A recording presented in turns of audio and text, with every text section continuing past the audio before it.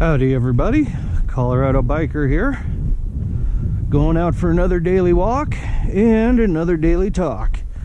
So today I thought we'd cover another aspect of prepping, and that is medical. Yes, the other formula in the beans, bullets, and well, band-aids. And this is something that's going to be essential, okay? So for any kit that you put together, you're going to want medical. And it's more than just band-aids, okay? There's several different kits that I have put together. I've got small ones, medium ones, large ones, and then I have the giant kit. And these are things that you're going to want. The small kit is something that you can carry around. It's pretty compact. I'll show you guys some here in the future that I've put together. One I put together for camping. I've put together other ones for motorcycle riding. I've kind of specialized them. And then I've got another one which is a larger one for larger emergencies. And then I've got the gigantic one which is for long-term prepping and long-term. So that one is massive. That one is damn near a surgical suite in a giant waterproof case. So I will show that to people. So first of all, what you're going to need for it are, well, yeah, of course, band-aids, bandages. You're going to need everything from the small ones, you know, that you normally put on your finger if you get a little cut, all the way up to the larger stuff. You're going to want 2x2, 2x3, 4x4, 4x5, and 6x6 gauze, some surgical pads. I also always include, and this may sound a bit weird, but they work really well, is sanitary napkins, feminine hygiene products. Okay, may sound weird, but they work. Okay, I do a lot of motorcycle riding, and I've got a few of them in my bag, and I've come across a couple accidents for motorcycle riders, and they are great for stopping bleeding and not going through the expensive stuff, okay? They're inexpensive, they're clean, and they make a great compression bandage, okay? You can really, you know, push down on a wound. They're great for larger wounds too. Like, you know, somebody gets road rash, they go down, you know, riding a motorcycle or even a bicycle. Helped out a couple guys with that, and they got road rash. Cover up their whole arm or their leg, you know, or a whole chunk of their arm or a big chunk of their leg. They're nice. I buy the large ones.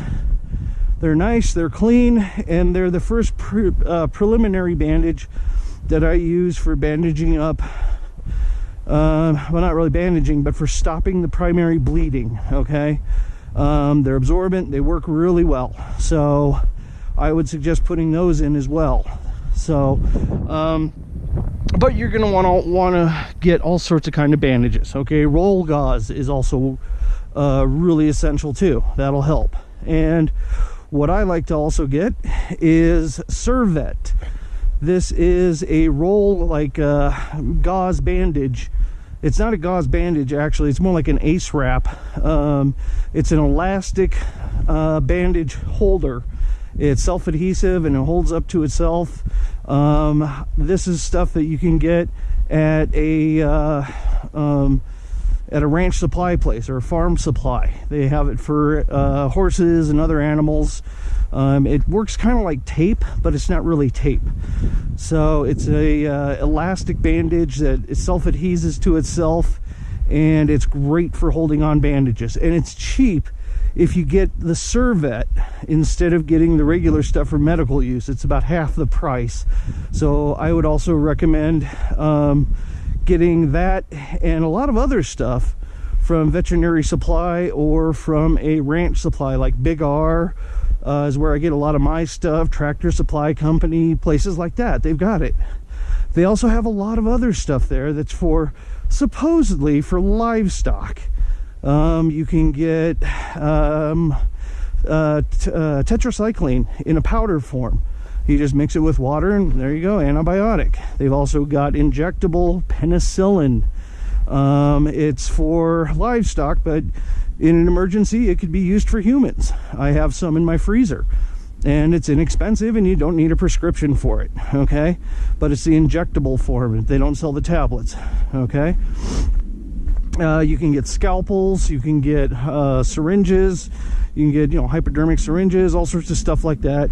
So don't discount those places. So look into veterinary supply and livestock supply, like Big R, you know, farm and ranch stores. They're really good for that. So also, you are going to need some painkillers, some over-the-counter medicine. What I usually get is I get, of course, you know, like ibuprofen, naproxen sodium, acetaminophen. I also think it's very important to get loperamide, which is known as Imodium AD, the anti-diarrheal. That's a really good one to get. That one I think is essential, along with what I think is one of the most essential ones is Benadryl, okay, diphenhydramine. Diphenhydramine has a bunch of different uses. It originally was used as a surgical sedative. It was, or a very strong sedative. And it's also a great sleeping pill. Most over-the-counter sleeping pills that you buy are nothing more than Benadryl. That's it, unless you go to like Lunesta or something like that, and then those just make you into a zombie. So Benadryl works really good. So I would suggest Benadryl. Actually, I would say that's a given. So the Benadryl, the loperamide, which is Imodium AD, and then also aspirin. Be sure to get aspirin. That has lots of different uses as well. So you're going to want over-the-counter medication, and you know, some cold medication would be good too. So it's a beautiful day today. It's a bit chilly. It's only about 38 degrees up here today, but it's a beautiful day. There it is. And you can see Pikes Peak way off in the distance again, covered in snow from our recent little snowfall. It's springtime, so it's melted. It's almost all gone by now. So it just got warm this afternoon and it's gone. Anyway, so, but over-the-counter medications, those are things that you're going to want to get as well. So, ephedra, Sudafed. That's a good one to prep to have on hand as well. So that's good for colds, for all the other stuff, and whatever other meds that you're gonna want to have that you can get over the counter. Those are pretty essential. I always get a big bottle of what do you call it, antacid. Also, just the basic stuff, the cheap stuff. You don't need to get the really expensive stuff, so you can store all that away. And then next is any medication that you may be on. Okay, this is essential. You need to get some good, you know, get the medication that you're on and store it away. I suggest leave it in the bottle sealed up and put it in the freezer. Okay, and if you do pack up medication, okay, any medication, over the counter or otherwise, do not package it with desiccant packs or oxygen absorbers, specifically oxygen absorbers. A lot of medications rely on oxygen. The oxygen molecules are part of the drug. If you put that in there and it sucks out all the oxygen out of the medication, you just rendered that medication inert or possibly toxic. So don't do that, okay? I've got some meds. I'm not on any real medication, but I do store some other stuff that I put away, and I just sealed it up in Mylar bags as tight as possible. Just a vacuum seal it, use a little shop vac to seal it up. So then you're going to want some other sterilization stuff. You are going to want, of course, alcohol, hydrogen peroxide. I also strongly recommend getting the povidone iodine, putting that away, getting some of the stronger stuff. You can also get all sorts of other sterilizers because you're going to want to clean out a wound. Some sterile saline solution is nice too for washing out wounds. Okay, so take a look at your medical needs. Take a look at what you're going to need in the future to take care of anything from small to medium to large size wounds, for other medical conditions that you may have, or for just general pain. Pain medication, things like that. So you don't need to go overboard.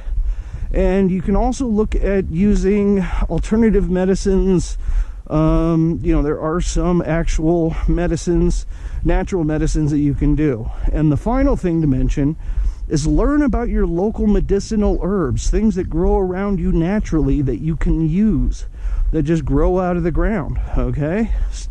Get a good book on that. I've got a couple of them. And I've got some good medications that I can get out of just local plants, local trees, and they work. I've tried them. They actually work. So get some information on that as well. Read up on it.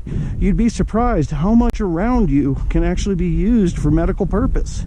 So Native American medicine, Aboriginal medicine is not to be laughed at. We get a lot of our pharmacopoeia from original medicine from Aboriginals.